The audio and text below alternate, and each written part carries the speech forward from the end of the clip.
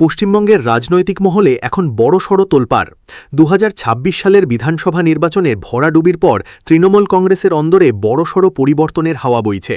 মমতা বন্দ্যোপাধ্যায়ের নেতৃত্বে দল এখন হারানো জমি পুনরুদ্ধারে মরিয়া। চলুন দেখে নেওয়া যাক তৃণমূলের অন্দরে ঠিক কী কী রদবদল ঘটছে এবং আগামী দিনের পরিকল্পনা ঠিক কী।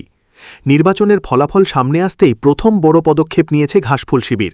দলের আইটি সেল বা সোশ্যাল মিডিয়া উইংকে ঢেলে সাজানোর সিদ্ধান্ত নেওয়া হয়েছে। এতর দেবাংশু ভট্টাচার্যের নেতৃত্বে থাকা আইটি সেলের পুরনো কমিটি পুরোপুরি ভেঙে দেওয়া হয়েছে। তার বদলে তৈরি করা হয়েছে 6 সদস্যের একটি শক্তিশালী কোর কমিটি। মূলত সোশ্যাল মিডিয়ায় দলের প্রচার আরও ধারালো করতে এবং বিরোধী শিবিরের পাল্টা জবাব দিতেই এই নতুন রণকৌশল। শুধু আইটি সেল নয়, দল এখন রাজপথেও নামার প্রস্তুতি নিচ্ছে। ইভিএম বা ভোট গণনায় কারচুতির যে অভিযোগ তৃণমূল তুলছে, সেটাকেই সামনে রেখে আন্দোলনের রূপরেখা তৈরি করা হচ্ছে। তৃণমূল নেতৃত্বের দাবি, মানুষের রায় নয় বরং কারচুপির ফলেই এই ফল। এই অভিযোগকে সাধারণ মানুষের কাছে পৌঁছে দিতে বিশেষ প্রচার অভিযান শুরু করার নির্দেশ দেওয়া হয়েছে। এই কঠিন পরিস্থিতিতে দলের ভবিষ্যৎ ঠিক করতে আগামী 14 মে কালীঘাটে একটি অত্যন্ত গুরুত্বপূর্ণ বৈঠক ডেকেছেন তৃণমূল নেত্রী মমতা বন্দ্যোপাধ্যায়। রাজনৈতিক বিশ্লেষকদের মতে এই বৈঠক থেকেই তৃণমূলের ঘুরে দাঁড়ানোর আসল রোডম্যাপ তৈরি হবে। কেন হারতে হলো, কোথায় ভুল ছিল, এই সব প্রশ্নের উত্তর খোঁজা হবে সেখানে। পাশাপাশি দলের নেতাকর্মীদের মনোবল চাঙ্গা করতে এবং সংগঠন ধরে রাখতে মমতা বন্দ্যোপাধ্যায় কী বার্তা দেন, সেদিকেই তাকিয়ে আছে গোটা রাজ্য।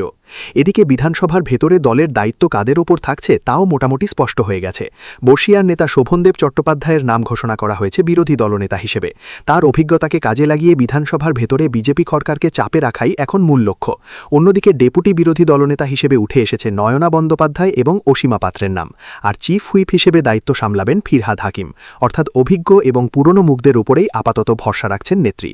তবে তৃণমূলের এই পুনর্গঠন নিয়ে কটাক্ষ করতে ছাড়েনি বিজেপি। গেরুয়া শিবিরের পক্ষ থেকে দাবি করা হয়েছে যে তৃণমূল এতদিন জনগণের ওপর নয় বরং প্রশান্ত কিশোরের আইপ্যাক সংস্থা এবং পুলিশ প্রশাসনের ওপর ভরসা করে রাজনীতি করছিল। তাই এবার মানুষ তাদের উপযুক্ত জবাব দিয়েছে। বিজেপির মতে শুধু কমিটি বদলে তৃণমূলের এই পতন আটকানো যাবে না। সব মিলিয়ে হার স্বীকার করে ঘরে বসে থাকতে রাজি নয় তৃণমূল। পাল্টা লড়াই দেওয়ার জন্য কোমর বেঁধে নামছে কালীঘাট। এখন দেখার এই নতুন কোর কমিটি আর রণকৌশল 2026-এর ক্ষত কতটা মেরামত করতে পারে। আমাদের আজকের এই বিশেষ প্রতিবেদনটি যদি আপনাদের ভালো লেগে থাকে তবে ভিডিওটিতে অবশ্যই একটি লাইক দিন।